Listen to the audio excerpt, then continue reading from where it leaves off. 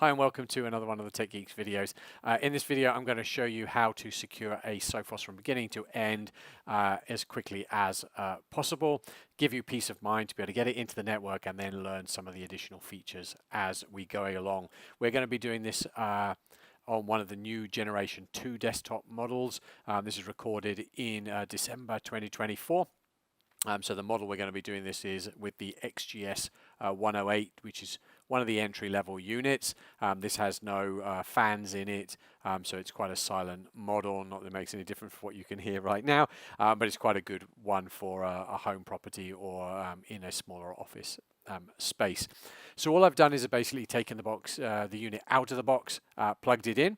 LAN 1 or the port 1 gets connected to your computer. So we're going to set this up with your computer connected to LAN 1, and then LAN 2 is going to be connected to the internet. I would suggest you start this with the device connected to your current router. This will make things a lot easier for you because as part of the registration and setup process, it does need to get access to the internet. So doing that at a beginning point, and then once we know it's all working, then you can take that router away or that other firewall or whatever and make those changes afterwards. But it is probably one of the simplest ways of going about it. So I have a Windows 10 virtual machine which is essentially connected to this device on its LAN, and then this is connected on to the internet. So when you plug your computer in, and the reason we don't want to plug this into your main network is this will start up with a DHCP server running, and so if you've got an active network already, then you're going to end up with 2 DHCP servers. You don't want that because it's going to cause you some level of issues. So do this with a computer directly connected to the device and with nothing else connected. So you should end up with an IP address. If you're not sure, make sure your card is on DHCP. And you should get an IP address in the 172.16.16 IP range. This is a standard Sophos IP range that you'll be on. You then need to start up a web browser. And in that web browser, we're going to type https://172.16.16.44444444, not 3 lots of 44s. You'll also find that in the lid of your device generally when you purchase it to remind you. Once you type that in, you're going to be met with this message. It doesn't mean that attackers have already got to this. This is a self-signed certificate. This certificate is installed on the Sophos. There is no way for the internet to be able to validate it, for your web browser to be able to validate it. So it's perfectly safe. So you need a web browser that will allow you to hit on advanced and then continue to what it believes is unsafe. This should now start us through the process of being able to set up our Sophos. So we're going to go ahead and accept the terms and conditions. It's now going to ask you to set a username and password, or the username by default will be admin. I suggest that you do something that you can remember at this time. Once a special character.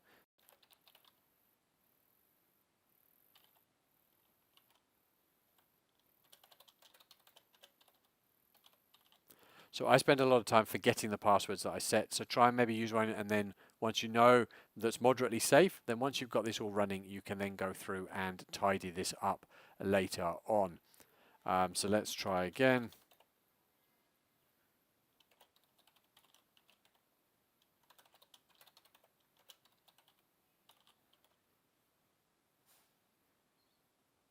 So this will now go and set the password. Change the name if you want this to be, I might call this Spino XGS 108. Choose your time zone. We are here, let's just see if it's going to make me find it easily, Brisbane, and the time is pretty much correct. The reason is it doesn't like spaces or anything else in it, so you can probably do that if you want to. Okay, so we're now at this page and we have to choose it. You can see that we're connected to the internet, which is one of those key things that we need. If we were to tick, I do not want to register now, this will allow us to go through into the firewall's interface.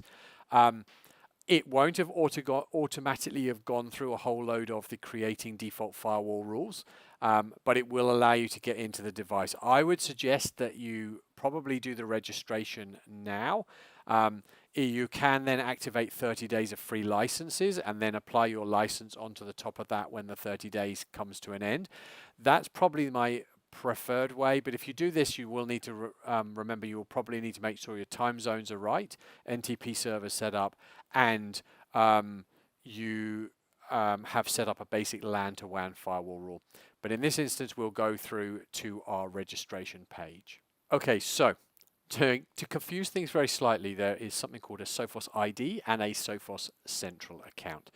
So you need to have both of them. Although it says they have merged, if you were using My Sophos, there's now something called Sophos ID. So you go to id.sophos.com and create yourself a ID.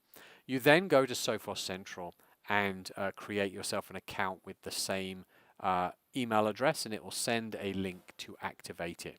We're now going to claim this in our Sophos Central account, or you can follow this link here. So let's just follow this through to claim in Sophos Central. This will ask us now to log in with our details, which I'll now just grab. Okay, so I'm just going to put those details in and walk through the process. And this can sometimes be the slightly longest bit of everything that's needed. So do make sure you've got all of this stuff set up. And like I said, it is much easier for this unit to already have an internet connection. It will make it run a lot smoother for you. So it's now going to have a code sent to my email address. So let me just go and grab that. Okay, so just going to pop that verification code in, our one-time password. And this will now step us through, well, it does want a few other things to go on after here. Probably because it wants me to set up some slightly better set of authentication for my current login. So let me just make that activated. So I'm just going to put in the code that I've just been given.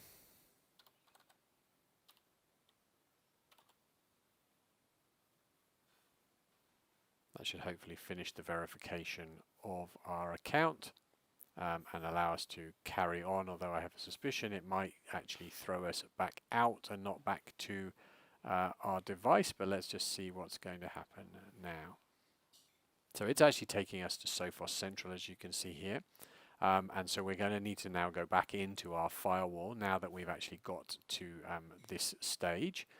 And hopefully finish it off, the reason being that obviously multi-factor authentication wasn't set on our device. Now it's wanting us to claim the firewall, whether we want to claim the 30-day free, which I suggested to you was the best way of doing it. So let's follow that process through. That's now essentially activating the firewall and applying a 30-day license to the device. This will allow us to set up and get all our configuration done without inferring some of the connection from that license count. You can see it's now actually taken us back to the firewall. And let's see what other questions it's wanting to ask us. I think it's now going to ask us some of the basic information we need about the network, which will then allow us to configure this on. So it's just going to show us what it's going to bring in for the licenses. We can see these, it's just applied a month's worth of license. I'm not going to do that. All right, so we're choosing, this is in router mode. You can see that this was connected to our LAN. This is already connected out to our WAN. Actually has got a connection of a 2.5 gigabits a second. Here you could change your network. Remember, if you're going to change this to match your current one, then just make sure that you again don't merge the two networks till everything's up and running and tested. So I'm happy with those bits and pieces in there as they are, because they're going to work in the way that we need them to. So we're just going to let it go through the next stage. All right, so I have a wireless device here. So I'm maybe going to just set up a test wireless here. And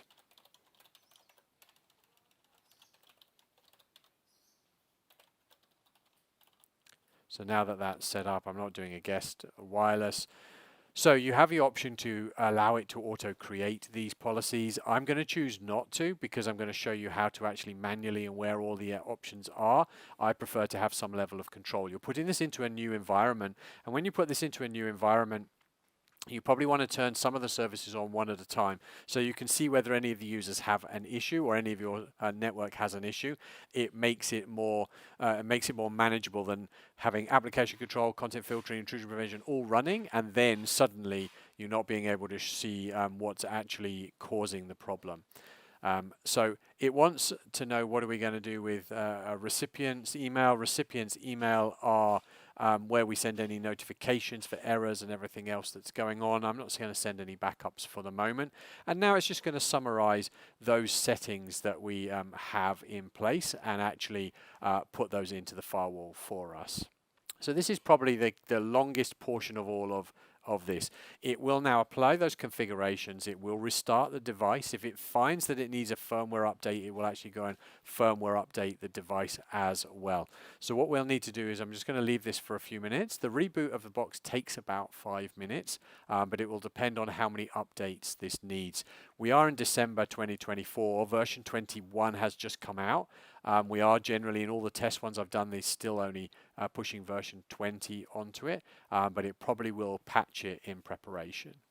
So all the configurations have now been applied and this box is restarting. We'll wait, it takes about 5 minutes or so on this, so hopefully in a few moments we'll be back to the login screen. Okay, so the firewall's rebooted, so again it's restarted as a page. This is where it's key to remember the password that you set at the first stage, and then that will allow us to log in here. Okay, you can see it moaned that it couldn't get an internet connection, but we know it can get an internet connection. So we're just going to refresh the page. This is our control center where we see the current status of everything that's going on. And it just wanted to know, did I want to manage this by Sophos Central? I'm going to choose no thanks. That's something that you can learn and do later on. We'll show you how to connect it up. Management can be either just the reporting or fully managed where you'd actually make the changes directly from there. But at this moment in time, this is our starting point now to get on and configure this and make this secure so that you can get on and get it into your network. So this will be our central point. This shows us what's going on with the device itself. I'm not going to be covering really this, but it shows you some of the things that are happening. We can see that some of the bits like intrusion prevention hasn't been turned on and things like that. So we're now going to start from this point and just get these key components running and just show you those as we move through. So I'm just going to move this window to the slide slightly because we need to get to some of these standard features here. So I start down in this menu here with administration. Administration is our key. Obviously our licenses is shown here, our device access. It's up to you what you want on here. I like to have ping enabled on my WAN. You can see that as maybe a security risk for some people. I prefer it just so that I know that the device is there and I can monitor it in that way. You can restrict it so that only certain devices or certain IPs can access it. This is my own personal choice. It means that the firewall is seen and visible, so that might be something that you don't want to do. But I'll leave that up to you as your choice. Then we just move along the settings here. If you needed to, if you needed to go reset your password, because you used a super easy one, then do that. And if you need to set up multi-factor authentication, you can do that there as well.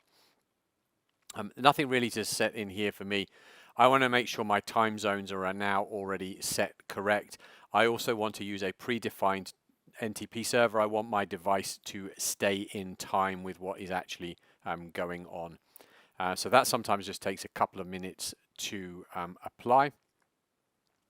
Our notification settings, we already filled in our start here, so that was all okay. And really that's all that we need in this menu.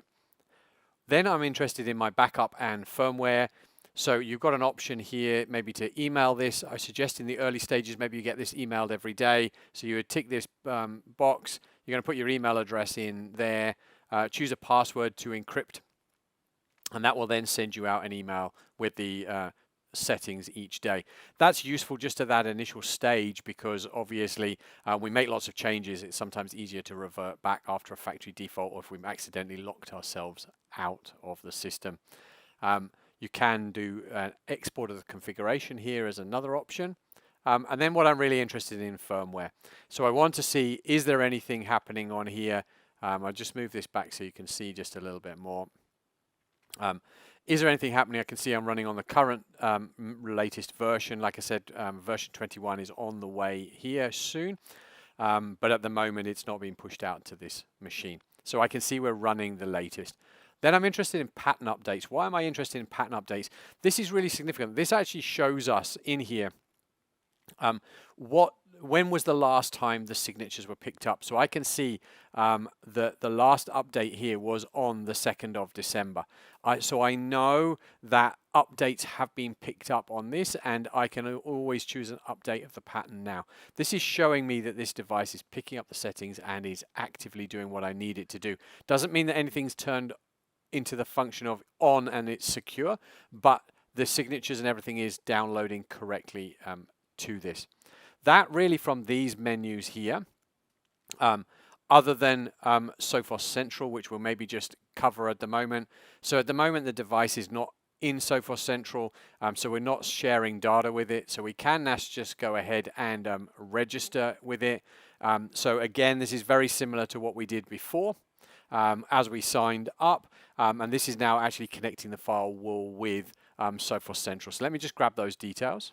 Okay, so I'm just using my Sophos Central. Remember, these might be different to your Sophos ID.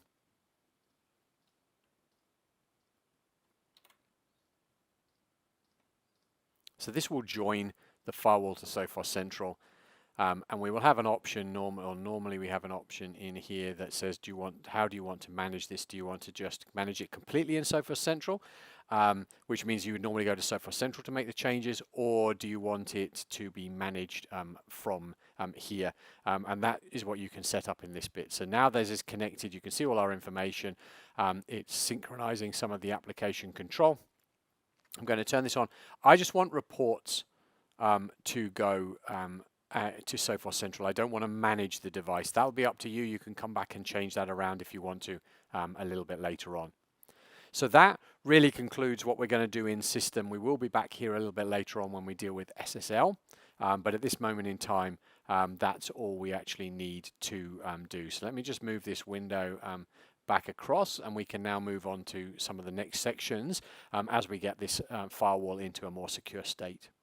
Okay, so we're just going to really work through some of these settings as we start to get everything correct. By default, so let's just go and have a look at this. By default, a firewall rule has been created called default network policy here at the bottom. Now, it's again up to you what if you like stuff into groups. I'm not a great grouping fan for this. It's just my own personal taste. So I just like to remove away the rules here that I don't feel that I need at this stage. Also here that I'm not running this as an MTA, so I'm not a message transfer agent. It's not doing anything to do with intercepting email. So I'm just going to take that out of there as well. So we now have one basic firewall. This is LAN to WAN. And as we go through this, I just want you to remember, as you create firewall rules, they go from the top to the bottom. The first match, the firewall rule processing stops, and it then, because that rule matched, and it does the action of that rule. So we want all of our catch-all, our most permissive, to be right at the bottom. And that's what this rule is. This rule is very simple. This says allow anything from the LAN, so our local area network, to the WAN, get out to the internet. And at the moment, we don't have any of this filtering options turned on. And that's what we're going to do as we progress through. And that will become your first firewall rule. So let's start now with active response or threat response. So all the actions that we're actually doing now are not actually changing the security posture of this firewall. They are getting it into the position that we can then use them. Some of these take a little while to apply. So you do want to watch a little bit of time as it does that. I think this next one on here will potentially take a few moments to set itself up. And this is again how we're pulling some of the threat logic and everything from Sophos and putting it into this firewall on a regular basis and allow it to update. At the moment, we're setting this as log only, but you can use this information to log and drop. But again, like I said, we want to step this through a bit at a time so that you know that it all works. and then turn on some of these features and see how your network actually performs before you just do everything and then wonder which bit broke it. So we're just going to wait for a few moments while that activates. Probably will take a couple of minutes. Okay, so that's now activated. Web server and email server we're not going to cover. They're not part by standard of the Extreme package, the Extreme security package. They are add-ons there if you've got an internal email server or an internal web server. They're not about web surfing. And I'm not going to cover wireless in this video either, because you just need to make sure you have your right security protocols for SSID and decent passwords and stuff like that on that side of it. I'm more interested in your malware intrusion prevention. So we're going to carry on now to applications. Application control. As we know, we can maybe go to a Facebook web page. Well, actually part of that is now run as an application. It's not just being intercepted as a web request. And so when we can identify applications, we can take out some of those ones that we feel have security risks. And so in here, we have them. And then you can see what is in a lot of these. You can see a lot of this is just around about VPN and proxy avoidance and everything else. And you can build these rules as you may want them to be. So we will, when we apply the rule, we're going to do the high risk level 4 and 5, which are ones that we believe are most likely to be not wanted on your network. But you can build it around that, but start at something along those lines, and I'll show you how to add them. So this is where, again, you can build up some of these later on, so that, and we're going to do some TLS stuff in a minute. Your application lists, you can see all the applications it understands, traffic shaping, and application object. So these are all functional. There's nothing here I need to actually do to activate any of these. Then I'm going to come into web. These are web policies. We're going to be using a default workplace policy. It's a good starting place. But again, you might look at the default policy. You can see here, stop risky downloads, nudity and adult content, not suitable for the office, bandwidth heavy, unpredictable browsing, not suitable for schools. So again, an easy option, but you can add more categories as you want to from here. Quotas and everything. Again, not part of this video. Those are bits that you can add in as you go along. What I want to look at is in general settings. So these firewalls have a fair amount of processing power available. So in a single scan, that's just going to use the Sophos engine, but it's much better if we can use two levels of protection. So a second antivirus engine is built into this device, and so I like to turn this to dual engine. It will make it slightly slower, but it will at the same time give you increased protection. So this option here is how we batch it together. Do we want to do it in real time or in a batch? So leave that as batch. Those are the ones that are going to give us our best protection. If you want to block potentially unwanted applications, it's something you can have a look at in due course. Not scanning files bigger than this, it's probably likely that a virus or malware won't be in a huge file. It wants to have the smallest footprint as possible. So you may want to may be happy with how that is. And some of the HTTP decryption we're going to be covering a little bit later on as another layer of security. It's a lot more invasive, but it is something you probably want to do in due course. We've got some overrides and everything in here, but that's essentially the changes we want to make here. So we're just going to apply that. Hopefully I hit that there. And then we're going to go to intrusion prevention once it's just updated. There we go. So in intrusion prevention, this is a signature-based solution. This is all around the things that we know already could be or 100% are identified, and therefore we may not want on our network. So you've got policies that are built around this. We're going to be using this general policy. I want to turn this to the on state now, please. Again, this does not make this active on your firewall. That is just turning it to the on position to make the service start up in the background of the operating system. We will still need to apply this to a firewall rule to actually make this work. So we're just going to give this a couple of minutes while it runs through again and make sure it's got the latest set of updated signatures, and then we'll be able to move on to the next part of securing the network. Okay, so this is now updated. So we can see that the latest signature time has been happened. We can therefore see also that we have not applied this to any firewall rule. So even though it's on, it's not actually active. So our last stage, we're going to hop on over to zero-day protection. Zero-day protection is threats that we don't know about as of yet. But it's things that might have an impact. And so generally what will happen is we will stop the file being downloaded, we'll upload it to Sophos' servers, we will analyze it, or Sophos will analyze it and decide whether it's going to do something dangerous to your computer. And if it was, it would then quarantine it. The key you've got to remember is the data is leaving your firewall. So my suggestion, we're here in Australia, we're going to keep it in country. So we're going to set that to use a data center based here in Sydney. So having got to that point, we really have got all the security services at this stage. We've not done SSL, which we'll talk about in a moment, but all of our key ones: application control, content filtering for HTTP, and also our zero-day protection and our intrusion prevention. So now what we're going to go and do is we're going to actually apply those to some firewall rules. Now, we're going to walk you through all of this in a step-by-step, or I'm going to walk you through a step-by-step now. But my suggestion would be you only do one of these at a time when you're putting it into the live environment. It will make life so much easier for you to be able to fault find. So let's take the default rule here. Now, I like to make this a little bit more logical for me. So I'm going to rename that, but that's only me. I want to log the traffic. Please tick that box. I'm not sure why it's not ticked by default. If you don't log it, you're not going to be able to see what's going on in it. The log viewer is up here, which we'll have a look at briefly later on. So this is about the local area network, any computers that are coming from it, where is it going to, and any services. Match users are only if you've got this connected to a authentication server. So now we have our first set. So if we were going to do this, you've got to really now think about what are our key things and where is the vulnerability first. So in realistic terms, probably our main vulnerability is the object between the seat and the keyboard, us, all right, the human being.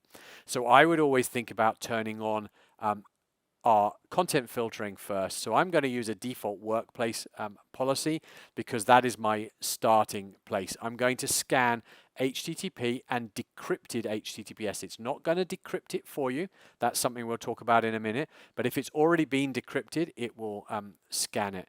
We're going to look for zero-day threats and stop those. And we're going to scan malware for FTP. And we're going to now save that.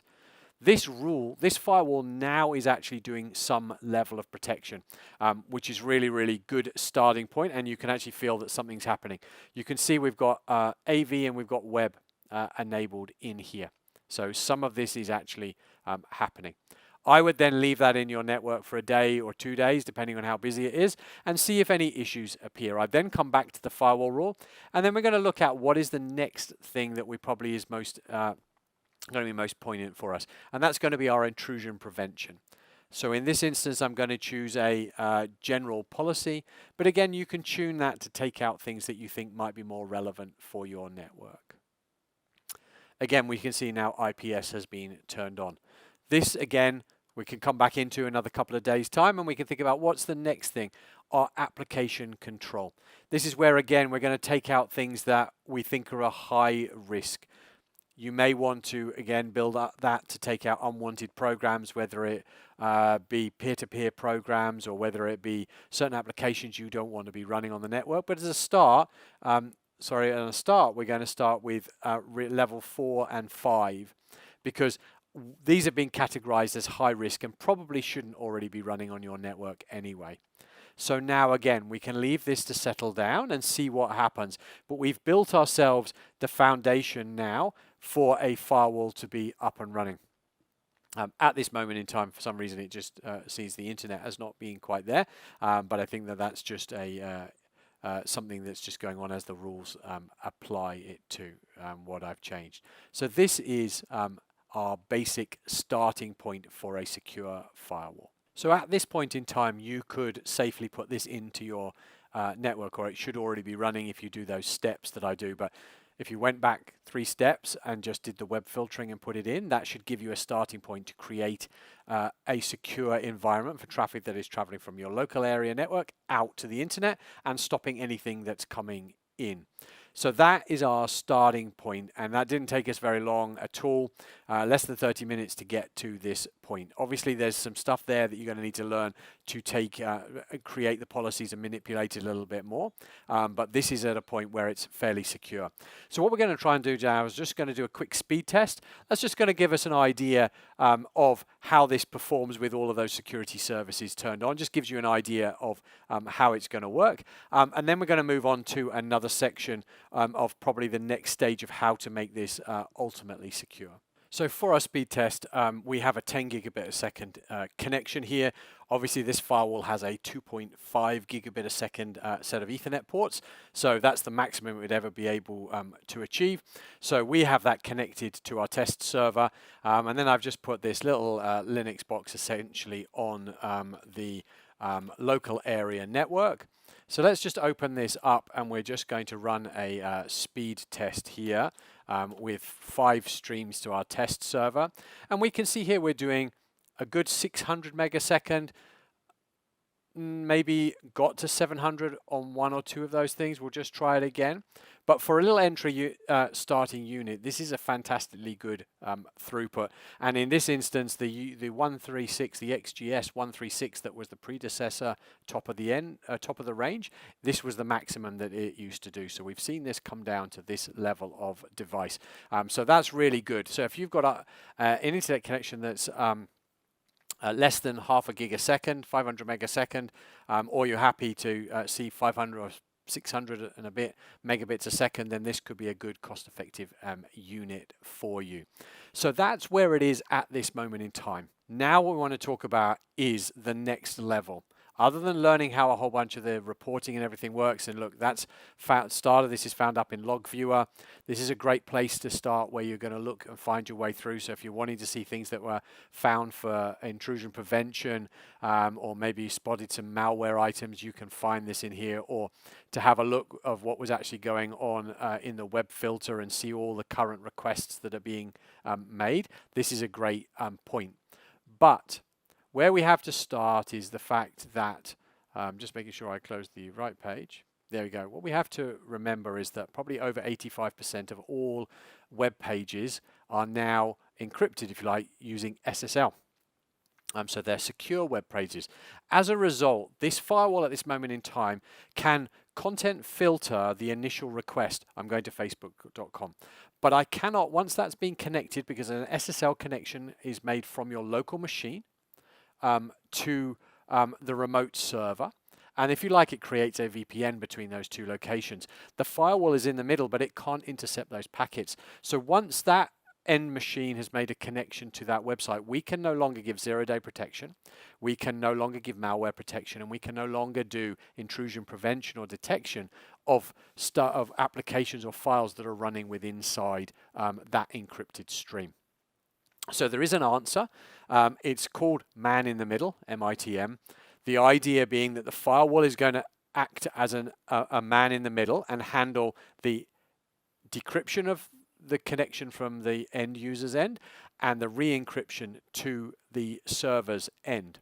So what in this scenario it would work by the end user's computer makes a connection what it thinks to Facebook, but actually makes it to the Sophos.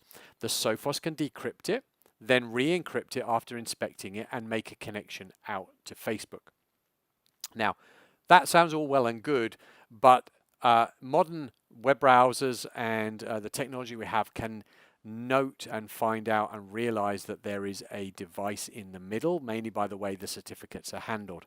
So it will be flashing warnings up, and it will become quite annoying to the end user of how many trust boxes they have to click through. So what we have to do to set this up is we actually have to put a trusted certificate on everybody's machine. Many organizations don't go any further than the things that I've just showed you at the moment. HTTPS, content filtering for that, intrusion prevention, application control, and zero-day threat protection of unencrypted data.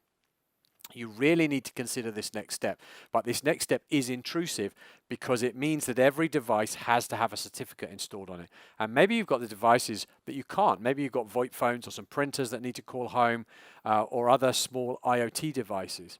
So in that instance, you are going to want to create a set of groups. You can do that down in hosts. Let me just show you here. Down in hosts and services, you can maybe these are going to be around IP addresses or MAC addresses. And you could create a group of devices that you want to be excluded. Or you could put them on another VLAN with a different IP range depending on the type of sort of understanding of this network that you have. But you're going to want to create an exclusion rule, because then we can create a new firewall rule that sits above this. And what we can say is, so you can either create an exclusion rule or an inclusion rule. So you either include all the items you want to have HTTPS filtering and create a new filtering rule. And in that filtering rule, it will say from LAN, but in here, it will have your group of devices you want to filter, or we'll use it as an exclusion as another option. So you might want to use an inclusion. Maybe that might be a quicker, easier way for you. And that will then mean that all of those devices will get HTTPS filtering.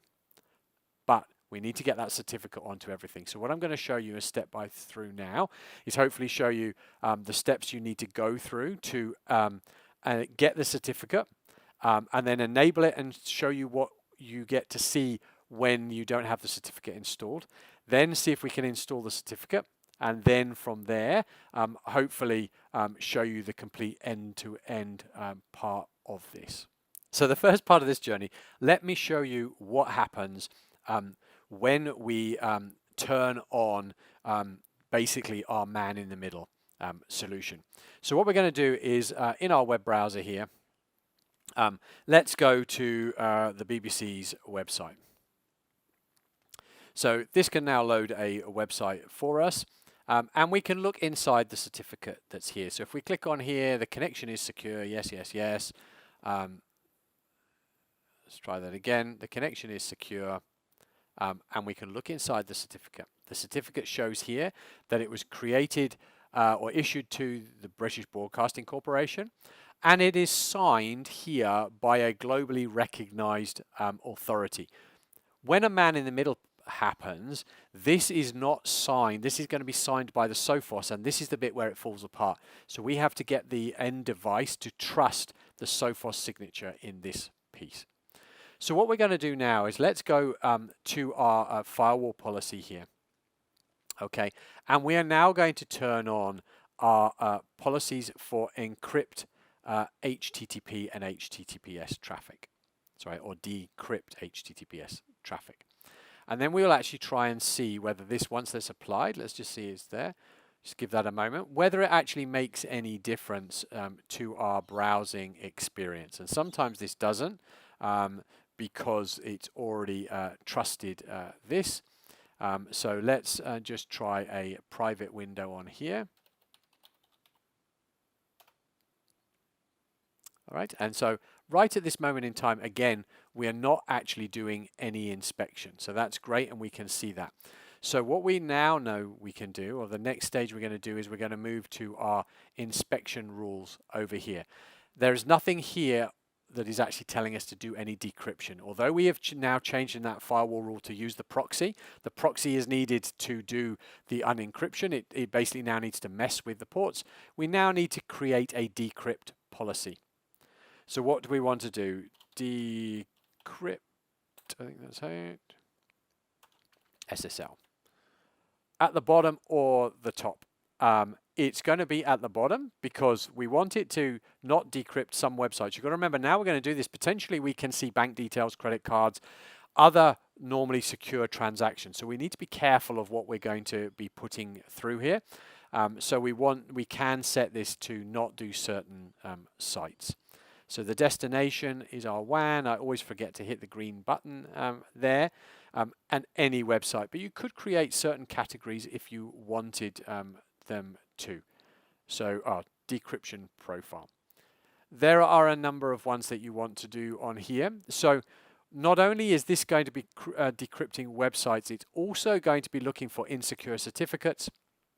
It's going to be looking for things that don't match how encryption or unencryption should actually happen. So at the moment, I'll choose maximum compatibility. It's not the one they recommend that you use, but it's probably one of the easiest ones to use at this moment in time. Okay, so you can now see that we've got our decrypt rule in place. So as long as we've got our firewall rules set right, which we went to here, and we had obviously gone down and made sure we ticked these, which was to use the web proxy instead. And sometimes you do have to go to a different site to test this. So you can actually see, I'm just trying to go to godaddy.com, and you can see that this is suggested that the authority is invalid. That's because this web browser is seeing something weird. And so let's have a look and see here. It says it's not secure. If we now look at the certificate, you see it is now being signed by the Sophos. Even though this is still issued to the correct company, it's being signed by an authority that this web browser doesn't believe, because it can't go and look it up, and it's not in its known portfolio of authorities. So what we need to do is teach this computer what its authority is, or make the Sophos an authority. So we need to load its certificate into it locally. So now we need to go and download that certificate to be able to put into this computer. So if we come back to here and we're going to go to profiles, remember we chose the profile here in decryption profiles. We used maximum security. So we can go to maximum security and we can see what it's actually using as the trusting certificates to assign this. Now it is very slightly different in each of the versions. We're using version 20 here at the moment. Version 21 will probably be based more around this screen. At the moment in version 20, it is actually done a slightly different way around, which is actually done in this section here. So do read your notes to know how this is done. So you'll need to download the certificate. So the certificate needs to be saved somewhere useful. It will have a different ending depending on what you've got. I'm just going to put this in my downloads folder. And then we have options. We can load this to the computer, or we can load this to the web browser. Essentially, they are the same thing. A couple of the web browsers, I'm pretty sure that Firefox potentially keeps a separate certificate store, and so you may now need to put the certificate in there separately. So probably the best option is to put it onto the local computer, but it should do it for you as you go through this process. So we're using Edge here. So you're going to go to settings. From inside settings, you should be able to search for certificate, I think it is, and manage certificates. And now you've got an option. We need to put this as trusted certificate, trusted root certificate. So we're going to choose import and next, and we're going to go and browse for our file that we put in the downloads folder. Now often here it doesn't show it with the correct ending, so you're going to need all endings, and this was our one that we downloaded. So we're now just going to follow through the prompts and let it put where it believes it needs to be. So this is going to import it. It's going to tell us it doesn't validate it because it's going to say you're going to trust something that maybe you shouldn't trust, but you're going to make that decision. Now, if you're an admin for a network, then you can probably use group policies or your remote management tool to push this out. So we want to install this certificate. And actually now, if we were to scroll down in here to Sophos, we'll actually find a Sophos certificate. I have done this from a different firewall as well, so you'll see a couple of these in here. But this is now our trusted certificate in here. So let's just open up a new window, just because it's probably cached that previous one, and actually go to our GoDaddy page again. This should actually load correctly, and you can see it has. So let's just have a little look and say, well, why has that when the previous one didn't? Well, let's look at the certificate. The certificate is still actually the same, but now our web browser trusts, it understands that, or this was issued to GoDaddy. As far as it was concerned, it was issued by Sophos, but because we've told our web browser or our computer that Sophos is a trusted body, it will now trust that and not throw up any exclamation marks. So now what we're doing is the true man in the middle is happening. We can now see the content that's going on inside this, and we can now give malware protection. We can give zero-day protection to the content. We can do all our IPS and everything else along alongside that.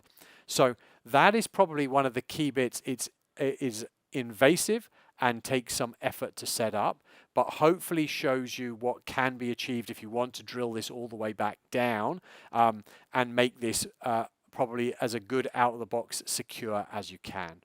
So hopefully you found something useful in that video, how in a very short period of time you can take this from out of the box to getting it in place to actually getting content filtering, intrusion prevention, application control, and zero-day protection running. And then building on that to give you HTTPS inspection as well, which you really want to be able to do. That hopefully is really useful. Head on over to our YouTube channel. We've got plenty more informational videos that will help you find your way around networks, security cameras, firewalls, and wireless. So do subscribe and stay up to date.